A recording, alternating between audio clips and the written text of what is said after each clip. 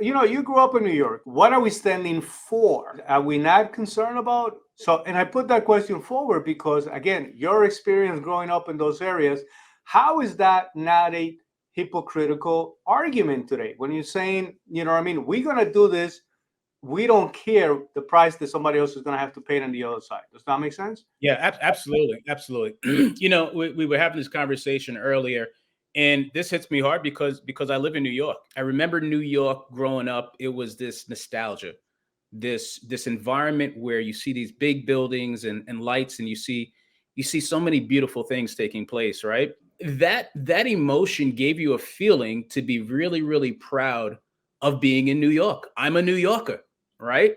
Yeah. And along the way, like I tell you, my mom, my dad, everybody grew up as a Democrat, and whether you're Democrat, Republican, Independent, that's your right, of course, right?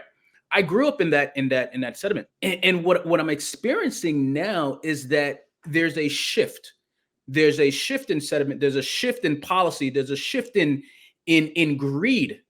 I can't tell you how many license plates that are in New York that are covered or scratched or changed because of the amount of traffic tickets that people are getting just driving alone. That's an expensive. And you got inflation. Then you got the we could get into the crime aspect of it, right? There's so many things that are happening here, and then you say to yourself, "Well, wait a minute, who the heck is in power here? Who's in power? Oh, it's the same people that I grew up believing were the people who were for me, but it doesn't feel like they're for me anymore. When I go on the train and I hear stories about people getting mugged, about people getting shot in the train, about the U.S. Guard having to go into train stations. A lot of times people will talk about it. Hey, the crime is getting lower. Crime is dipping, but the feeling, it doesn't feel like this. It doesn't feel like that's happening.